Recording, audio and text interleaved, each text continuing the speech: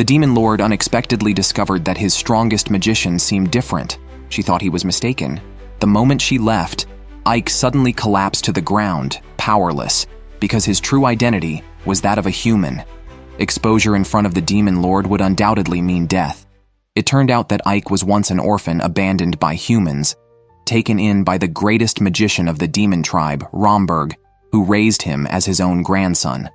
During this time, he passed on all his knowledge to Ike. Before Romberg died, he left behind a mask and a robe that could hide one's aura, admonishing Ike to never reveal his human identity to avoid fatal danger. As time swiftly passed, 10 years had gone by.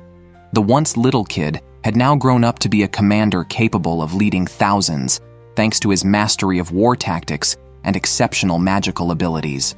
With Ike's command, they even conquered a human city known for its impregnable defenses. Facing the stubborn resistance of the city lord, Ike merely used a simple spell to disorient him. Yet Ike's subsequent order was to treat their wounds, which puzzled the enemy. All of this was observed by his superior, Sephiro, the only person in the demon tribe who knew Ike's true identity. She was secretly pleased that recruiting Ike was the right decision, as she witnessed him capturing the strongest defended city with minimal forces. Meanwhile, Ike went to the city lord's room to rest and ensure privacy. Once he confirmed that no one was around, he released a powerful barrier. Despite his involvement in many wars, he still couldn't get used to the bloodshed. Every time he saw his humankin die, his guilt increased. Therefore, after achieving victory, he would immediately order his troops to treat the humans. And when alone, he always took off his mask as a reminder not to carelessly expose his identity. However, what he hadn't accounted for this time was a girl quietly hiding under the table who fainted from fear after bumping into something. Ike was devastated, unable to believe that the secret he had kept for 20 years could be exposed in such a manner.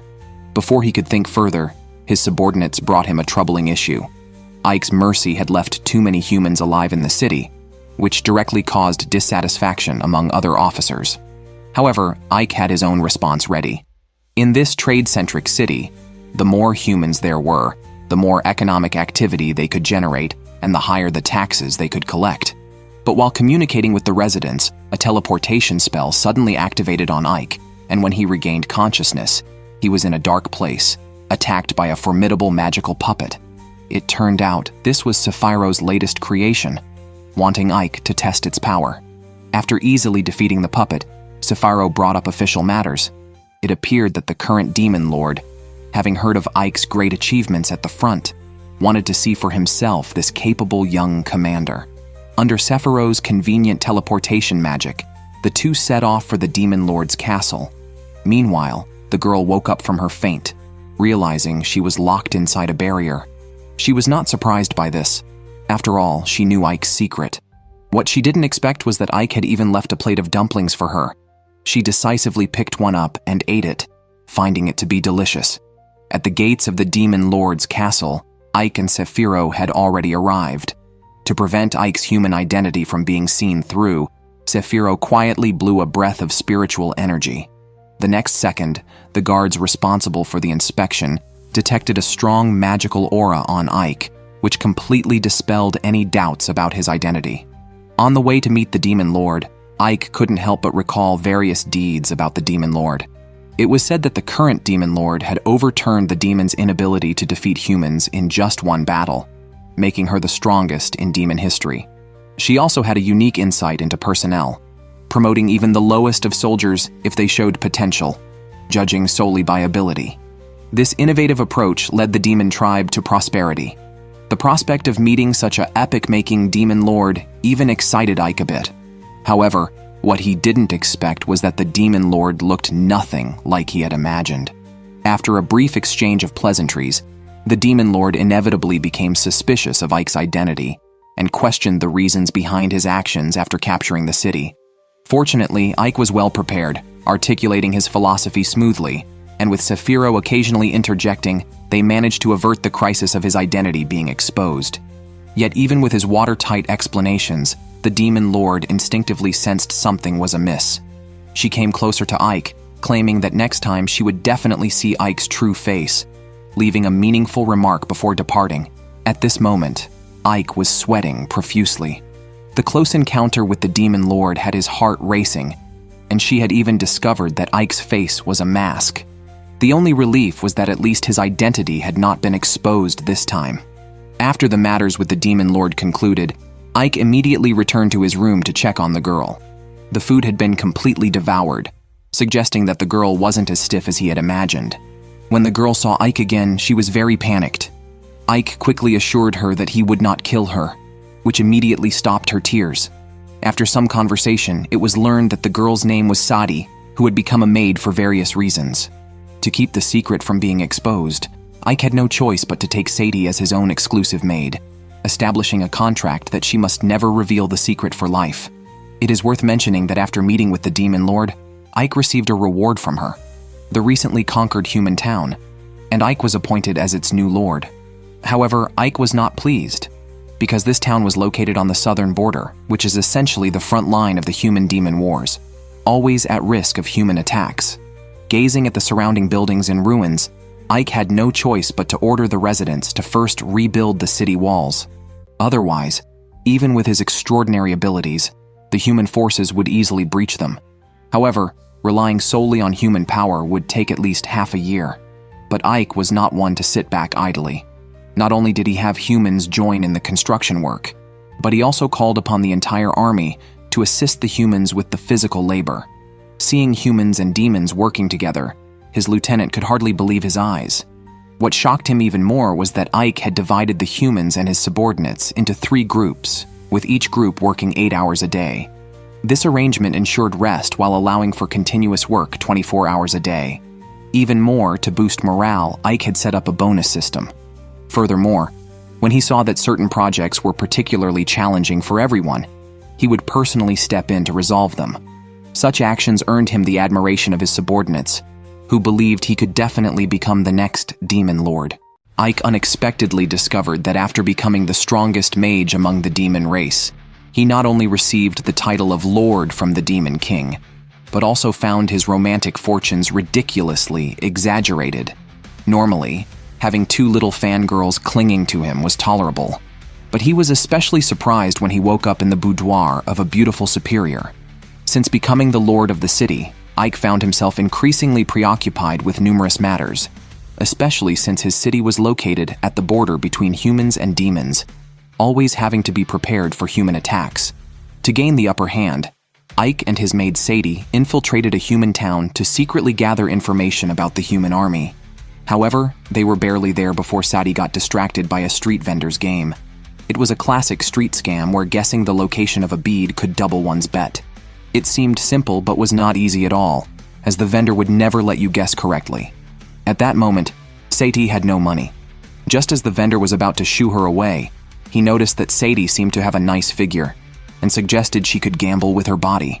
As the vendor was about to lift the cup, unexpectedly, all the cups started floating in the air, and Sadie realized none of them contained the ball. Realizing the vendor was cheating, the crowd became furious and was about to resort to violence. After this minor incident, the two continued scouting for information. The demon race's power was growing stronger under the new Demon King, prompting many major nations to cease their infighting and form alliances against them. Unbeknownst to them, as Ike was preparing to return, the earlier vendor came with people, intending to capture Sati as his slave.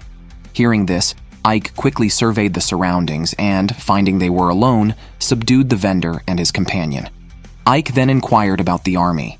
It turned out that the country's leaders wanted to strike Ike's city before forming an alliance. Back home, Ike quickly began devising countermeasures. Unexpectedly, his subordinates Lilith and Sadie began to get jealous of each other, each claiming to be closest to Ike, which only added to his headaches, as he couldn't focus on the pressing matters.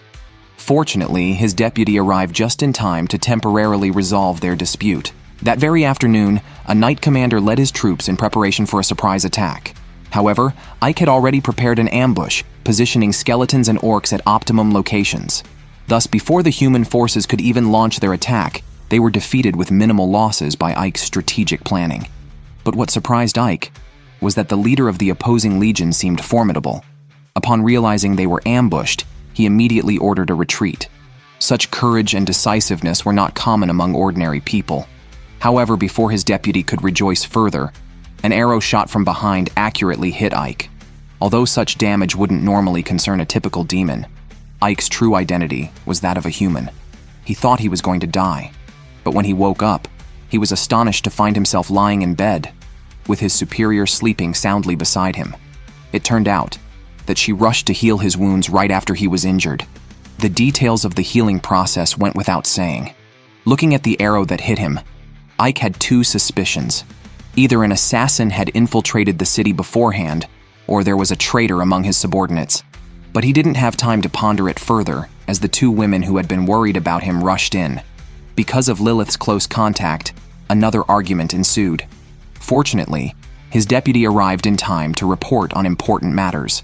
According to his investigation, the Knight Commander Alistair, who had previously planned to attack them, had been imprisoned due to the failure of the siege.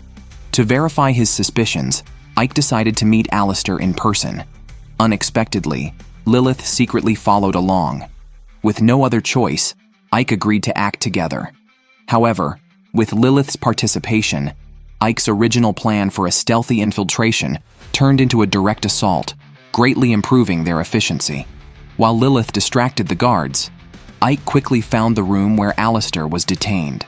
As Ike had anticipated, Alistair was not simple at all.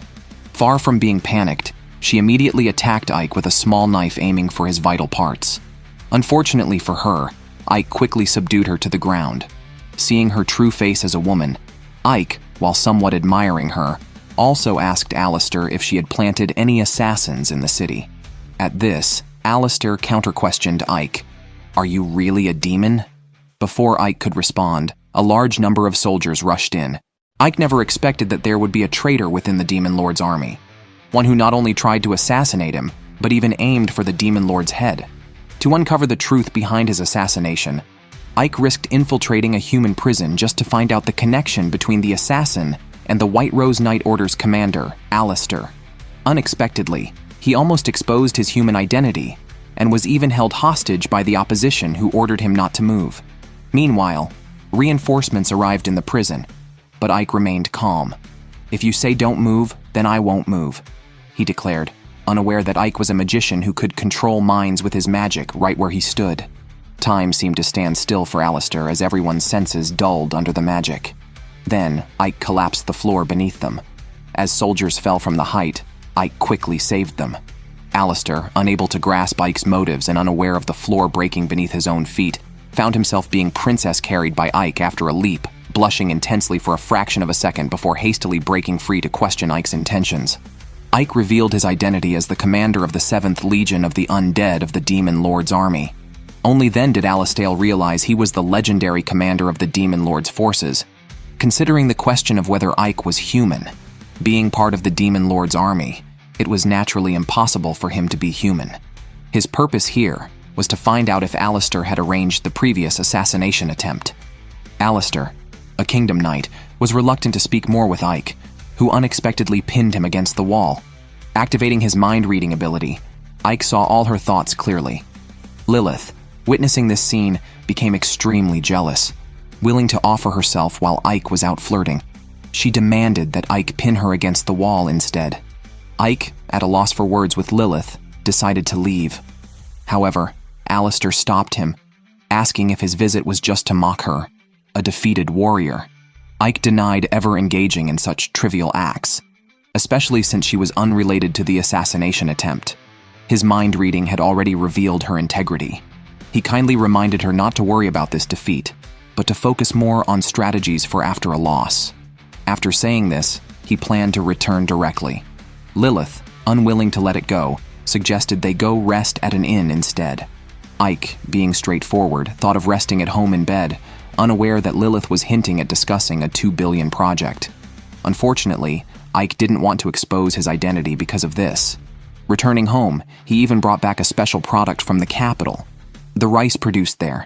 Due to the Demon Lord's strict order to double the tax revenue of the city, Ike, the agricultural city known for its fertile land, was primarily producing wheat. By switching to rice, production could be increased several times. This change would also allow more humans to be freed from farming and try other industries, thereby increasing the GDP per capita. Not only would everyone have enough to eat, but more taxes could be collected as well. Ike then analyzed the current intelligence and deduced that the assassin used arrows from the White Rose Knight Order, but Alistair was not involved. This indicated that the assassin was deliberately framing someone. Ultimately, he came to a conclusion he was reluctant to believe. There was a traitor within his own army. Consequently, he activated his mind-reading ability, and as expected, the results confirmed his suspicions. The traitor was the goblin right in front of him.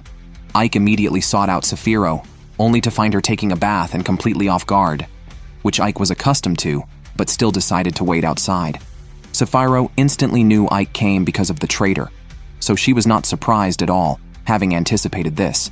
The traitor leader, Jess, was highly intelligent and battle-hardened, thus necessitating Saphiro's decision on the next steps. Meanwhile, Jess was surprised to hear that Ike had visited Saphiro, not expecting him to have recovered from his injuries so quickly. His subordinate reported that the planted undercover agent had suddenly lost contact, prompting Jess to worry about being exposed and plan to gather forces to strike first. Unbeknownst to him, Ike had already reflected on his approach and knew he must be cautious in dealing with the traitor. Jess, seeing Ike alone, decided not to pretend anymore and confronted him directly, determined to make sure Ike couldn't escape. Seeing all his enemies gathered, Ike felt reassured. The next moment, an explosion sounded behind them, and turning back, they realized Saphiro had used a forbidden spell to indiscriminately attack the military camp. Ike's inner turmoil erupted as Saphiro wreaked havoc at will, despite having been instructed to minimize the attack level. However, Saphiro had no intention of showing mercy to the traitors, not even sparing an ant. Ike approached Jess from behind and gave him two options: surrender now or wait until he becomes a commander with no forces left and then surrender. Jess, however, didn't care about the lives of his subordinates and used them to buy time for himself to escape through a secret tunnel, thankful that he had prepared it in advance. But the war had just begun. Unexpectedly, Ike quickly found him. Jess couldn't imagine that Ike had placed a familiar on him.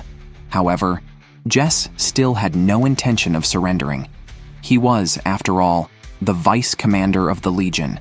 It was a pity that over the years, he had focused solely on scheming and his own combat strength had severely deteriorated. Finding himself restrained by binding magic, Jess changed his tactics and attempted to turn the tables. Ike, truly the right-hand man of the Demon Lord's army, possessed overwhelming magical power and a keen intellect. Jess hoped to ally with Ike to seize control of the Demon Lord's army. After all, the war between humans and demons had lasted many years, and it was the demons' role to oppress and torment the humans for entertainment. But the current Demon Lord did not allow senseless killing. There were not a few in the Demon Lord's army who harbored dissatisfaction. Saphiro, whether due to a lack of ambition or insufficient power, seemed to have no plans to rise to power himself. If they teamed up, they could definitely change the Demon Lord's army. He invited Ike to join their faction. Ike immediately refused without hesitation, and Jess was not surprised. He suddenly broke free from the magical restraints and swiftly pulled out a throwing knife from his chest, hurling it towards Ike. Ike was disappointed by his tactics, and his words also revealed that there were others behind him.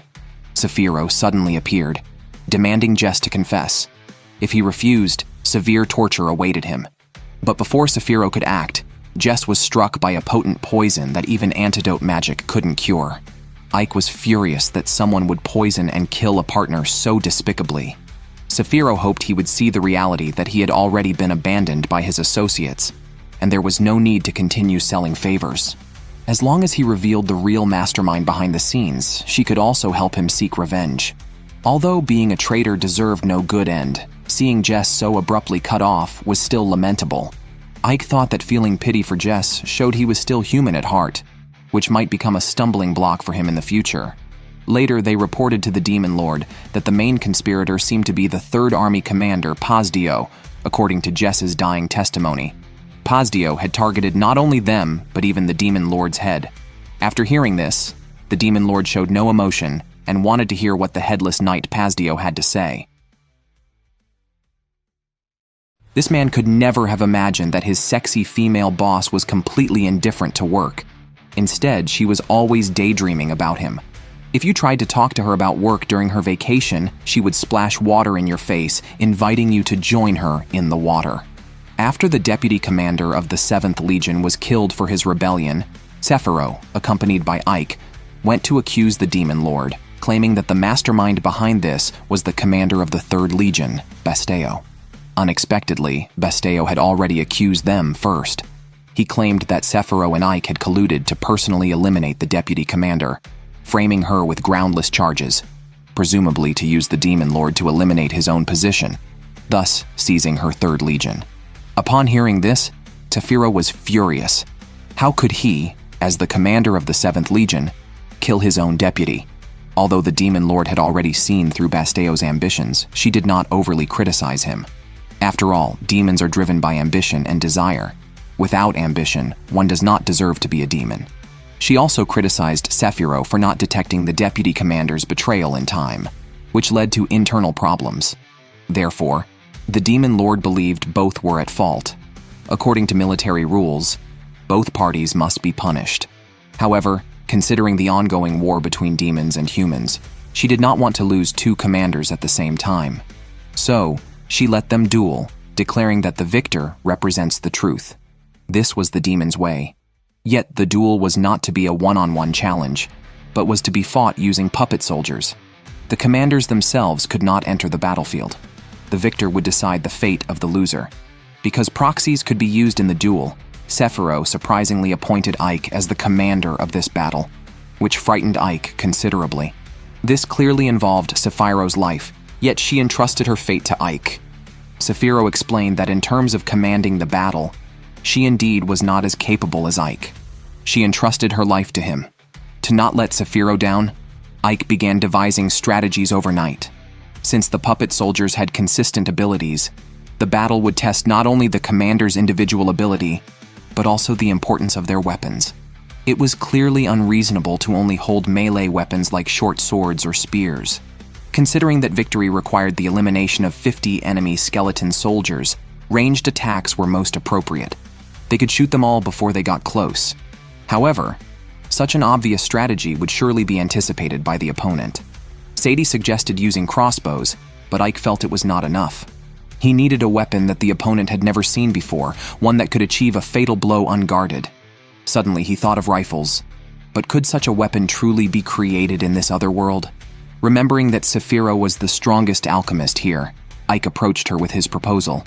But Sephiro was still indulging in comfort because she had previously enjoyed many of Ike's innovative creations, which were all made for her enjoyment of life. Now, being asked to work on something violent, Sephiro instantly felt lazy. With no other choice, Ike had to go back and figure things out himself. However, just as Ike finished taking a shower, the Demon Lord herself came to visit unexpectedly with a bag full of rifles. What shocked Ike even more was that the Demon Lord had known about his human identity from the beginning. It turned out that before his demonic grandfather passed away, he had told the Demon Lord about Ike's origins. Ike was speechless. If only his grandfather had mentioned this earlier, he wouldn't have been needlessly alarmed and wouldn't have had to hide his human identity in the demon army for 20 years. Still curious, Ike wondered why the Demon Lord would tolerate a human hiding among demons. The Demon Lord herself was resigned. To create the world she envisioned, she knew she couldn't rely solely on her own power and needed someone willing to fight for her. Believing Ike could provide significant help, she left him with no choice but to agree. When Ike told Sephiro about the Demon Lord's visit, Sephiro was also surprised, then turned her attention to studying the rifles. Considering there were no bullets, Sephiro created lead balls to substitute. Charcoal, sulfur, and saltpeter were combined under Ike's arrangement by a succubus, thus creating gunpowder. Now all that was left was to repeatedly produce bullets and gunpowder, and the weapons were prepared. Soon, amidst the cheers of the demon soldiers, a 50 versus 50 puppet soldier match officially began. Seeing Ike's side all holding shields, Basteo scoffed, wondering if they intended to knock off his head with shields, especially since Sephiro herself didn't come, sending a subordinate instead. Perhaps she already knew she was going to lose and ran away early. Basteo was very proud of the sophisticated weapons on his puppet soldiers, gifted by the Demon Lord. Realizing this, Ike understood that the Demon Lord was impartial, fulfilling the needs of her subordinates as much as possible, using whoever was more talented. After the referee announced the start, The opposing archery team attacked first. Ike's soldiers had just raised their shields to block when they were ambushed by the enemy's melee troops. Within just 2.5 minutes, most of Ike's side were casualties. The enemy thought they were about to win, but suddenly, the sound of gunpowder-propelled bullets firing broke the silence of the night. Under Ike's command, the first wave of soldiers fired their guns and then retreated to the back to reload, while the soldiers from the back came forward to shoot. This continuous exchange left no gaps, and in just 1 minute, all the enemy soldiers were eliminated. Faced with such an outcome, Busteau couldn't believe it. The Demon Lord kindly gave him 2 choices: to end his own life with honor or to die by her hand. However, Busteau chose a third option, just in case he had again arranged for a sharpshooter to aim here. But what was effective as a surprise on Ike did not work on the Demon Lord. She caught the arrow, but upon closer inspection, the arrowhead carried a small charge of gunpowder, which then exploded, causing numerous casualties among the demons. It turned out that Busteau's real goal was to become the Demon Lord. This female boss who likes to tease her subordinates never expected that after a battle, Ike would actually be appointed by the Demon King as the commander of the 3rd Legion. From then on, she would be on an equal footing with him, directly under the Demon King.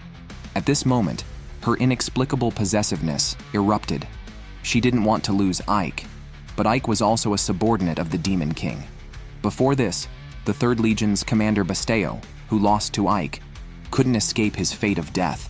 Thus, he rebelled, attempting to crown himself king. The soldiers present were unarmed and were caught off guard by the well-prepared 3rd Legion. The current Demon King was ambushed, and her fate was unknown.